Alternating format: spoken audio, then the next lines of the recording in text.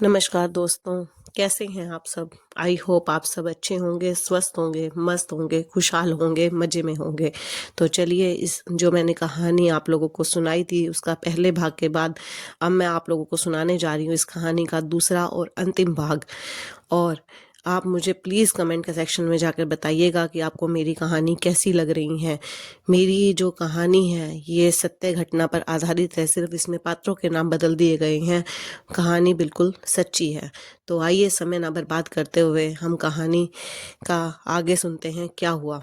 जैसा कि मैंने आपको बताया था पिछले भाग में कि नीलम झूठ बोलकर लोगों से पैसे लेती है, झूठ बोलकर अपने पति से एक पार्लर शुरू करती है और कहती है मैं खूब मेहनत करूंगी और पैसे कमाऊंगी और अपनी जरूरत पूरी करूंगी और तुम्हें भी फाइनेंशियली सपोर्ट करूंगी। उसका पति उसका पार्लर खुलवा देता है, लेकिन वो पार्लर में भी मन नहीं लगाती है। वहाँ पर भी वो जो लेडीज़ उसके पार्लर में आती हैं वह उनसे झूठ बोलकर पैसे ऐंठती है। कभी कहती है कि मेरा पति कुछ कमाता नहीं है, मेरी जरूरत पूरी नहीं करता, मुझे मारता है, पीटता है, प्लीज़ मुझे एडवांस पैसों की ज़रूरत है। कभी कहती है कि मेरे पास मेरे बच्चे की पढ़ाई के लिए पैसे नहीं हैं, प्लीज़ मेरे बच्चे की पढ़ाई के लिए उसकी फ़ीस भरने के लिए पैसे दे दो। इस तरह से वो पता नहीं कितने कितने झूठ बोलती है। कभी कहती है कि मेरा बच्चा बीमार है, मेरे पास पैसे नहीं हैं अपने बच्चे की बीमारी का इलाज करवाने के लिए। इस तरह से लेडीज़ तरस खाकर जो उसके पार्लर में आती हैं वो तरस खाकर उसे पैसे एडवांस दे देती हैं।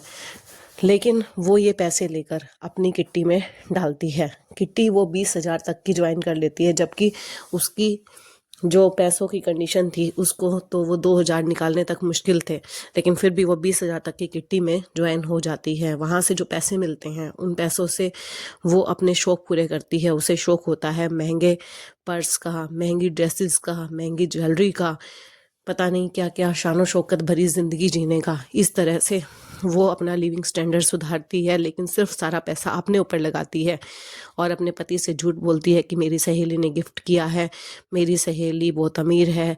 कभी कुछ अपने पति से भी सीधे मुंह बात नहीं करती है, घुमा फिरा कर बात करती है। इस तरह से वो अपनी ज़िंदगी में इतनी ज़्यादा मस्त हो जाती है कि वो अपने बच्चे पर, अपने पति पर, अपने घर परिवार पर कोई भी ध्यान नहीं दे पाती है। वो उसको ये भी नहीं पता चलता कि उसके घर में क्या हो रहा है।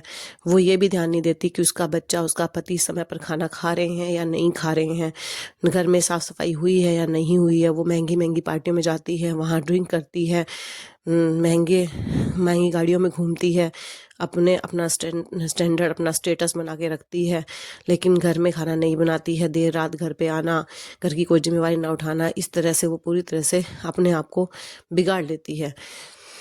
अभी कहानी यहीं ख़त्म नहीं होती, आखिरी में सुनिएगा क्या हुआ। इस तरह से चलता रहता है। इस तरह से उसके हस्बैंड से उसकी रोज़ लड़ाई होती है। वो कहती है तुम चिढ़ते हो मेरी सफलता देखकर, मेरे पार्लर का काम चल ही इतना अच्छा रहा है कि तुम्हें क्या बताऊं। इस तरह से वो अपने पति को भी नीचा दिखाते हैं। उसका पति सिर्फ उसके बच्चे की वजह से ये सोचता है कि उसके बच्चे को उसकी माँ का सपोर्ट मिलता रहेगा, क्योंकि जब तक बच्चे के लिए माँ और पिता दोनों का प्यार ज़रूरी है, इसलिए वो चुपचाप अपने पत्नी की गलत बातों को भी सहन करता चला जाता है। उसने यही गलती करी है। अब मैं आपको बताऊंगी उसके पति की इस गलती का खमियाजा उसे किस तरह से भुगतना पड़ा। तो इसी तरह से दिन निकलते हैं और उसका पति ऑफिस में और वो अपनी पार्टियों में बिजी रहती है। एक दिन नीलम के पास उसके बेटे के स्कूल से फ़ोन आता है कि उसके बेटे की तबीयत ज़्यादा ख़राब हो गई है, उसके पेट में बहुत ज़्यादा दर्द है और वो दर्द के मारे बेहोश हो गया है। लेकिन नीलम अपनी पार्टी में इतनी व्यस्त होती है कि वो इस बात पे बिल्कुल भी ध्यान नहीं देती। वो इस फ़ोन को इग्नोर करके अपनी पार्टी में मस्त रहती है। उसे परवाह ही नहीं होती कि उसका बेटा की हालत कितनी ख़राब हो चुकी है। इस तरह से जब कोई उसकी माँ नहीं पहुंचती स्कूल में, तो स्कूल वाले उसके पिता के पास फ़ोन करते हैं। उसका पिता तुरंत ऑफिस से छुट्टी लेकर उस बेटे के स्कूल जाता है। वहाँ जाकर देखता है तो उसके बेटे को खून की उल्टियाँ शुरू हो चुकी होती है और उसका बेटा अधमरी हालत में पहुंच चुका होता है। इस तरह से वो भागकर अपने बेटे को हॉस्पिटल लेकर जाता है, लेकिन डॉक्टर वहाँ जाकर जवाब दे देते हैं कि सॉरी, अगर आप इसको पहले लेकर आते तो हम इसे बचा सकते थे, लेकिन अब हम आपके बेटे को नहीं बचा सकते हैं। इस तरह से उसका बेटा इस दुनिया से जा चुका था और वो वहाँ अपनी पार्टी में बिजी होती है। इस तरह से उसका पति रोता है, बिलखता है और फिर सारी फॉर्मेलिटीज़ पूरी कर कर अगले दिन सुबह अपने बेटे की लाश को लेकर घर पहुँचता है।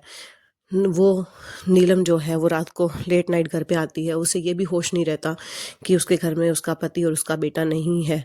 ना ही वो उन्हें ढूंढने की कोशिश करती है, वो चुपचाप अपने कमरे में जाती है और जाकर सो जाती है। सुबह जब वो अपने बेटे की लाश को देखती है तो वो रोने लगती है। वो अपने पति से पूछती है ऐसा कैसे हुआ, तो उसका पति उससे जोर का तमाचा मारता और कहता है कि तुम मुझसे पूछ रही हो, फ़ोन तो तुम्हारे पास आया था लेकिन तुमने कोई गौर करना तक ज़रूरी नहीं समझा।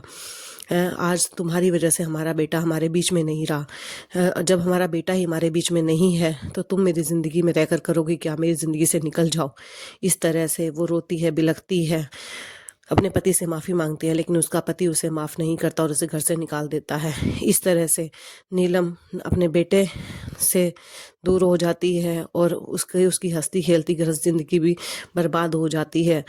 और जो कर्ज वाले लोग होते हैं जिनसे उसने कर्जा लिया होता है उनको भी उसकी असलियत पता चल जाती है। वो भी उसे परेशान करने लग जाते हैं कि हमारे पैसे वापस दो, हमारे पैसे वापस दो, लेकिन उसके पास कोई रोज़गार का ज़रिया नहीं होता। इसलिए नीलम को समझ में नहीं आता वो क्या करे। आखिरी में वो परेशान होकर अपनी ज़िंदगी को ख़त्म कर लेती है और इसके अलावा उसके पास और कोई चारा नहीं होता। हाँ, सुसाइड करना गलत बात है, मैं सुसाइड की फेवर में कभी भी नहीं हूँ। मेरा मकसद सिर्फ अवेयरनेस फैलाना है, लेकिन ये एक सच्ची घटना है। इसमें हम सब को ये शिक्षा लेनी चाहिए कि जितना हमारा फाइनेंशियल स्टेटस है, हमें अपनी नीड्स भी उतनी ही रखनी चाहिए। ज़्यादा लालच नहीं करना चाहिए, क्योंकि आपने देखा कहानी में कि किस तरह से नीलम ने पैसों के लालच में आकर अपनी हंसती खेलती ज़िंदगी को बर्बाद कर लिया और आखिरी में उसके पास कुछ नहीं बचता। अगर हम हाउसवाइफ अगर यही चाहती हैं कि हमें अपनी नीड्स पूरी करनी है, अपनी ज़िंदगी का स्टैंडर्ड, अपनी लाइफ का स्टैंडर्ड सुधारना है, तो और भी बहुत से तरीके होते हैं, बहुत से फाइनेंशियल सोर्स होते हैं जिनको अपनाकर हम अपनी लाइफ को अच्छा बना सकते हैं। अगले वीडियो में मैं आप सबको उन्हीं तरीकों के बारे में बताऊंगी। अब वीडियो को यहीं ख़त्म करते हैं। धन्यवाद।